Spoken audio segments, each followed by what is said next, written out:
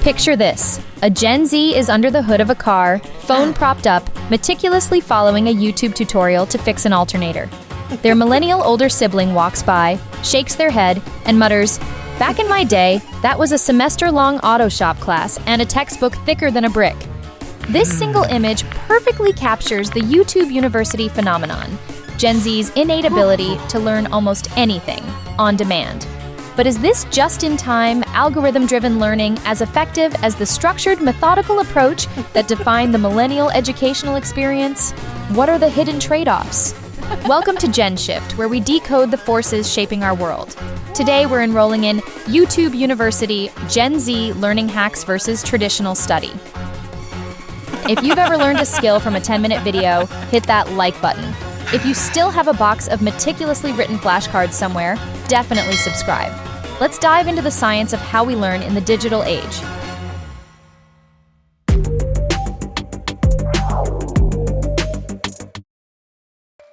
One, the rise of the on-demand professor, video tutorials, and MOOCs versus the lecture hall.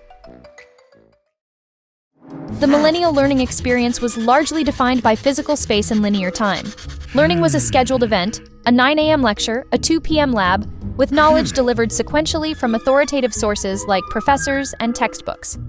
While digital pioneers, millennials treated the internet as a supplementary tool, a library extension rather than the classroom itself. Their education was largely synchronous and location-dependent. For Gen Z, this model has been completely inverted. Learning is asynchronous, on-demand, and untethered from a specific location. The classroom is wherever their smartphone has a signal. This generation is characterized by an independent, autodidactic spirit. They prefer to choose what, when, and how they study. Their first instinct when faced with a problem is to turn to a visual, on-demand platform. According to a 2024 report, a staggering 86% of US viewers say they often use YouTube specifically to learn new things. This behavior is built around micro-learning, absorbing information in short, focused segments. They value the efficiency and personalization of being able to pause, rewind, and rewatch content on their terms, a level of control that a traditional lecture could never offer. The data overwhelmingly supports this visual-first approach. The human brain processes visuals faster than text, and one study found that learners can retain up to 95% of information delivered via video, compared to a mere 10% from text. This isn't just theoretical. A 2024 study involving nursing students demonstrated this concretely. A group that watched a video demonstrating a patient-moving technique scored an average of 42.95 on a post-test, while a group that read the same instructions in text form scored only 36.76. However, this on-demand model has its limits. Massive open online courses, or MOOCs, are plagued by notoriously low completion rates, which typically hover between just 2% and 15%. This points to a fundamental challenge in self-directed online education, maintaining motivation without the external accountability of a traditional school. But this reveals a fascinating contradiction. From a millennial perspective, a 4% completion rate is a failure. But from a Gen Z just-in-time learning perspective, this isn't failure at all. The goal may never have been to complete the entire curriculum. It might have been to understand a single concept from week 3. In this framework, the low completion rate isn't a bug. It's a feature. Gen Z treats these courses as a vast, searchable database of skills to be extracted as needed. Success is redefined from course completion to problem solved. This also signals a profound shift in educational authority, from vetted institutions to crowd-validated sources, placing a much heavier burden on the learner to critically evaluate information. 2. The Hive mind, Discord study groups versus the library Carrel. For millennials, collaborative learning was a physical and synchronous act, gathering in a library, booking a study room, and hashing out problems face-to-face. These in-person study groups relied on direct interaction, where nonverbal cues and spontaneous conversation were integral to the process. While limited by geography and schedules, this mode of collaboration was effective at building not just understanding, but also the deep personal bonds that make a challenging academic journey manageable. Gen Z's collaboration, by contrast, is digital, often asynchronous and global in scale. They are masters of social learning, leveraging the hive mind of platforms like Discord, Reddit, and specialized forums to crowdsource solutions. This approach is a modern manifestation of Albert Bandura's social learning theory, which posits that learning is a cognitive process that occurs within a social context through observation and modeling. In the digital age, these online platforms have become the new social context, allowing for instantaneous access to a global pool of peers and experts. The data shows this is where Gen Z feels comfortable. 65% report feeling more confident online when using community-focused apps like Discord, and a remarkable 81% say they rely on these online communities to learn about real-world issues. They join primarily for a feeling of belonging, 70%, and to have a voice, 66%. Interestingly, these digital hubs often have distinct demographic makeups, with platforms like Discord and Reddit being more popular among Gen Z males. When comparing the effectiveness of these two collaborative models, the research is nuanced. Some studies find no statistically significant difference in learning outcomes between online and in-person group work. However, student perception tells a different story. In one post-pandemic study of medical students, an overwhelming 90.1% felt they experienced more camaraderie in person, and 79.3% believed their teamwork was better in a physical setting. This suggests that while online collaboration can be effective, it requires more deliberate structure to succeed, as it lacks the spontaneous social cues of face-to-face interaction. This points to a key difference. They serve different social functions. Millennial in-person study groups were inherently relational. Building social trust was a beneficial byproduct of the academic work. Gen Z's online communities, on the other hand, are often highly transactional. The primary purpose is to get a specific question answered or a bug fixed as quickly as possible. The social bond is secondary. This efficiency may come at the cost of developing the deeper interpersonal skills forged through the messier, less efficient process of in-person collaboration. This doesn't mean Gen Z is antisocial. They have simply developed a specialized social life, using anonymous platforms for low-stakes, high-efficiency knowledge exchange, a dedicated tool for a specific kind of learning. 3. The Digital Toolkit, Notion and Quizlet versus Notebooks and Planners. The quintessential millennial study toolkit was analog and tactile, spiral-bound notebooks, handwritten notes, and manually created flashcards on index cards. The organization was managed with physical planners. This slower, more labor-intensive process engaged haptic and motor skills in a way that digital tools do not, and the physical act of writing has been shown to aid in memory encoding. A Gen Z, in contrast, operates with a sophisticated and integrated digital arsenal. Their academic lives are often managed within an all-in-one workspace app like Notion, which can be used to track syllabi, organize notes, and manage projects. For memorization, they turn to apps like Quizlet and Anki, which offer interactive, multimedia-rich study experiences powered by sophisticated algorithms. These tools are valued for their efficiency, customization, and shareability. A Gen Z student can find a pre-made deck of digital flashcards, add images and audio, and share it with their entire study group with a single click. The adoption rates are staggering. Quizlet is used by 2/3 of U.S. high school students, and Notion surpassed 100 million users worldwide by 2024.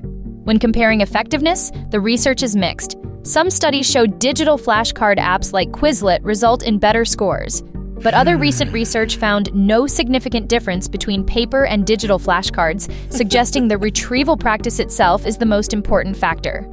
The primary advantage of digital tools often lies in their convenience and gamified features, which can increase motivation. A similar dynamic appears with planners. While digital planners offer incredible flexibility, research from Columbia Business School found that individuals using old-fashioned paper calendars developed higher quality plans and were more likely to complete them, likely because a physical view provides a better big-picture perspective. This reveals a potential trade-off between efficiency and encoding. The hyper-efficiency of digital tools saves time, but cognitive science suggests that desirable difficulties, or the friction created by slower processes like handwriting, can lead to deeper cognitive processing and stronger memory. The ease of digital tools might create an illusion of fluency, where a student feels they know the material simply because they've organized it. Furthermore, these apps are beginning to automate metacognition, the skill of planning and assessing your learning. While powerful, outsourcing this labor raises a critical question. Are learners still developing the underlying executive function skills of planning and self-assessment, or are they creating a cognitive dependency? We've explored some fascinating differences in how Gen Z and millennials learn. Now, we want to hear from you. What are your favorite learning hacks? Are you Team YouTube University or Team Textbook? Share your thoughts and tips in the comments below. 4. The attention economy. Multitasking as superpower or kryptonite. The millennial generation was largely educated in a culture that lionized deep, focused attention. The ideal study environment was a quiet, distraction-free space. Multitasking was generally framed as a detrimental habit, a surefire way to compromise the quality of one's work and understanding. The goal was to eliminate distractions to achieve sustained concentration. Gen Z, on the other hand, are true digital natives who have grown up in a state of constant connectivity, where the line between learning, entertainment, and social life is perpetually blurred. Their typical learning environment is a collage of stimuli, a lecture playing on a laptop, a Discord chat on a second monitor, and music streaming through earbuds. They are adept at rapid task switching, and many perceive this ability not as a weakness, but as a form of efficiency, a necessary survival skill for a fast-paced world. The data reveals a stark, measurable gap in attention. Multiple research sources indicate that the average attention span for Gen Z is approximately 8 seconds, while for millennials it is around 12 seconds. This is widely attributed to their media diets, dominated by short-form content from platforms like TikTok. When it comes to the cognitive science of multitasking, the verdict is nearly unanimous. The human brain does not truly multitask. Instead, it engages in rapid task switching, a process that incurs significant task switch costs and can reduce productive time by as much as 40%. The effects are well documented. Chronic multitasking is correlated with higher distractibility, more errors, shallower learning, and impaired memory retention. Furthermore, research by psychologist Dr. Gloria Mark has shown a direct physiological link. The faster a person's attention switches, the higher their stress levels. This scientific consensus shatters the cultural myth of the multitasking native. The idea that Gen Z is simply better at multitasking is not supported by the evidence. Studies show that heavy media multitaskers are often worse at a range of cognitive tasks, including multitasking itself, because they have developed a diminished ability to filter out irrelevant information. What appears to be a superpower is, in reality, a deeply ingrained habit of continuous partial attention.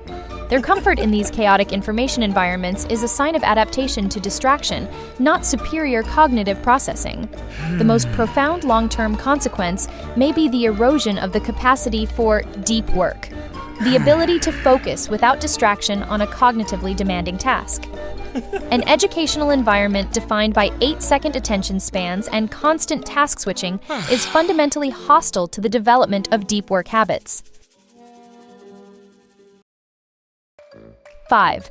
The new resume, skills and portfolios versus degrees and diplomas. For most millennials, the path to a professional career was linear and heavily reliant on formal credentials. A bachelor's degree was the standard, often non-negotiable entry ticket for white-collar jobs. The resume, a static document highlighting one's formal education and work experience, was the primary currency used to unlock opportunities. This system prioritized institutional validation as the main signal of competence. Gen Z is entering a workforce that is rapidly de-emphasizing traditional credentials in favor of demonstrable abilities. As a pragmatic generation, they are focused on acquiring job-ready skills with immediate, real-world application. Their resume is often not a document at all, but a dynamic, living portfolio. It might be a GitHub repository filled with coding projects, a Behance profile showcasing a design portfolio, or a YouTube channel that proves their expertise.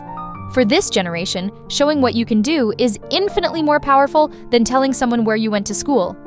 This is not just a generational preference. It is a massive, data-supported trend. In 2024, a remarkable 81% of companies globally are utilizing skills-based hiring practices, a dramatic increase from just 56% in 2022. This shift is happening at the highest levels, with major states like Maryland and Colorado removing 4-year degree requirements for thousands of government jobs. The logic is compelling. A landmark McKinsey report found that hiring for skills is 5 times more predictive of future job performance than hiring based on educational background. Echoing this, data from LinkedIn reveals that in 2023, more than 45% of hiring managers on the platform explicitly used skills data to find and fill roles. Employers are also desperately seeking crucial soft skills, like communication and adaptability, which are not always effectively taught by a traditional degree. Viewed through this lens, Gen Z's reliance on YouTube University is a profoundly rational economic strategy. They observe a world where the cost of traditional higher education continues to skyrocket, while the labor market explicitly signals that it values demonstrable skills above all else. They see that they can acquire in-demand skills for free or at a low cost, build a portfolio to prove their competency, and bypass a costly and increasingly questioned system. This dynamic is fostering a two-tier system for validating expertise. Tier 1 remains the traditional credentialed path, still non-negotiable for professions like medicine and law. Tier 2, however, is a new decentralized and portfolio-based path becoming dominant for digital, creative, and technical professions. A self-taught programmer with a brilliant GitHub repository can be far more valuable than a candidate with a general degree and no practical work to show for it. The interplay between these two systems will define the future of education and work. 6. Conclusion: the hybrid learner. So where does this leave us in the great generational learning debate? We've seen the collision of two distinct educational philosophies. On one side, the millennials' world of structured lectures and physical study groups, a system that, at its best, fostered deep focus and strong relational bonds. On the other hand, Gen Z's YouTube University and digital hive minds, a system optimized for speed, practical application, and the on-demand skills required by a new economy. The evidence doesn't crown a clear winner. Instead, it reveals a complex series of trade-offs: the efficiency of on-demand video versus the structured accountability of the classroom, the transactional knowledge of a Discord server versus the relational learning of an in-person study group, the convenience of digital tools versus the cognitive benefits of analog methods. Perhaps the ultimate learning hack, then, isn't to choose a side, but to become a hybrid learner. The most effective individuals in the future will likely be those who can strategically combine the best of both worlds. They will leverage the incredible accessibility and flexibility of Gen Z's digital tools while consciously cultivating the deep focus and critical thinking that millennial methods demanded. It's about having the savvy to use a YouTube tutorial to fix your bike, but also possessing the discipline to turn off your phone and read a book deeply and without interruption for an hour. The future of learning is personal, and it requires us to be active architects of our education. What's the one skill you've learned online that you're most proud of? Share your story in the comments below. And if you want to keep decoding the trends that define our generations, make sure you subscribe to GenShift and hit that notification bell. Thanks for watching.